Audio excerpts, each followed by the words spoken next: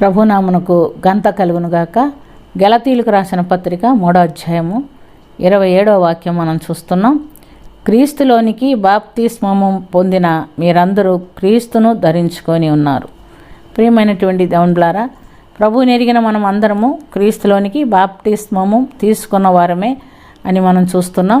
ఎందుకంటే మనము ఎప్పుడైతే బాప్తిస్మం తీసుకుంటామో క్రీస్తును ధరించుకొని ఉన్నారు అని మనం చూస్తున్నాం. విశ్వసించిన తర్వాత అంగీకరించిన ఎడల ఎవరవుతారు? దేవుని పిల్లలు అవుతారు. అయితే అని మన యోహాను సువార్త 1వ అధ్యాయం 12వ వాక్యంలో చూస్తున్నాం. విశ్వసించిన మనము బాప్తిస్మము తీసుకొని తర్వాత క్రీస్తును ధరించుకున్న వారై క్రీస్తులో జీవించాలని దేవుడు మనకు హెచ్చరిక ఇస్తున్నాడు.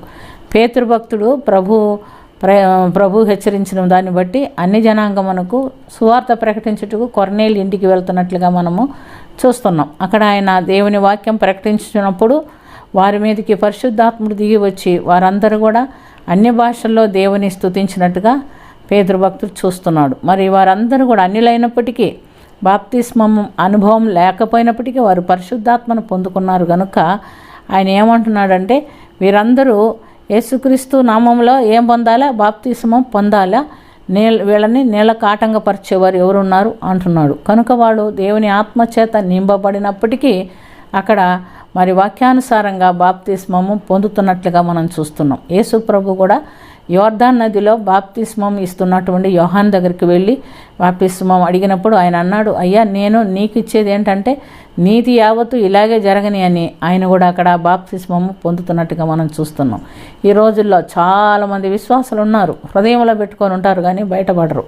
వారిని బాప్తిస్మం తీసుకోండి అంటే వాళ్ళు రావటం మానేస్తారు, మరి దేవుని సన్నిధికి రావటం మానేస్తారు. ఎందుకంటే 10 మందిలో దేవుణ్ణి అంగీకరించడానికి వారికి ఇష్టం లేదు. రహస్య భక్తులు అన్నమాట.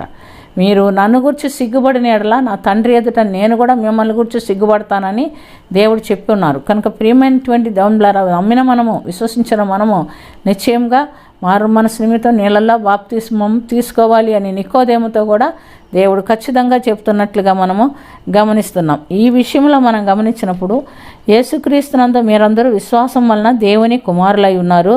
క్రీస్తులోనికి బాప్తిస్మం పొందిన మీరందరూ క్రీస్తును ధరించుకొని ఉన్నారు. ఇందులో యూదుడని గ్రీసు దేశస్థుడని లేదు, దాసుడని స్వతంత్రుడని లేదు, పురుషుడని స్త్రీ అని లేదు, యేసుక్రీస్తునందు మీరందరూ ఏకముగా ఉన్నారు అని దేవుని వాక్యములో మనం చూస్తున్నాం. మరి మీరు గొప్ప మేము గొప్ప అని లేదు.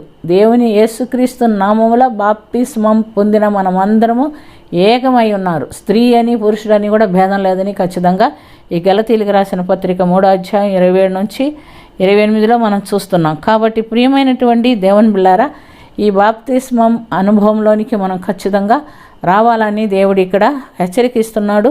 అలాంటి అనుభవంలోనికి వచ్చినప్పుడు మనం ప్రభువును ధరించుకొని ఉంటాం. ప్రభువు మనకు ఒక కవచంగా ఉంటాడు. కాబట్టి సాతాను మనల్ని సమీపించడు, సాతాను మన మీద ప్రవర్తించడానికి మన ప్రభు ఒప్పుకోడు. అలాంటి సంరక్షణ దేవుడు మనకి ఇవ్వటానికి ఇష్టపడుతున్నాడు. ఎందుకు తీసుకోవాలా బాప్తిస్మం అని చాలామంది అడుగుతారు. మరి వారికి ఏం చెప్పాలంటే, మీరు యేసుక్రీస్తునందు విశ్వాసం ఉంచి బాప్తిస్మం తీసుకున్న మీరు యేసుక్రీస్తును ధరించిన వారై ఉన్నారు అని ఈ వాక్యాన్ని వాళ్ళకు చూపించండి. ఖచ్చితంగా ఇది మనకు అవసరమని వాళ్ళకు నేర్పించండి. అలాంటి ఆత్మీయ అనుభవంలో మనమందరం ముందుకు సాగినట్లుగా దేవుడు మనకు సహాయం చేయనుగాక. ఆమేన్.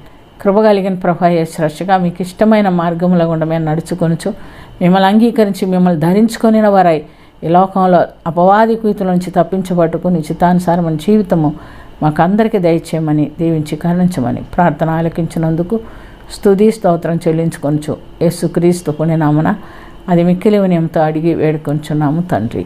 ఆమేన్.